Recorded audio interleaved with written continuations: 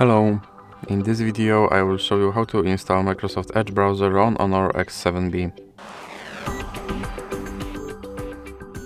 So you have to start with opening your Google Play Store, then click on search bar and type in Edge and click search, and then click install. Now you can click open.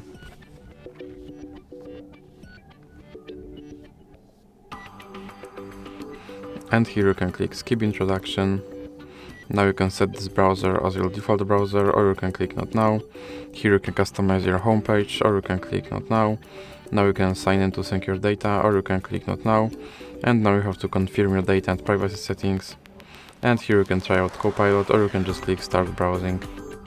And your Microsoft Edge is now installed and ready to use, so that's it for this video. If you liked it, please remember to leave like and subscribe.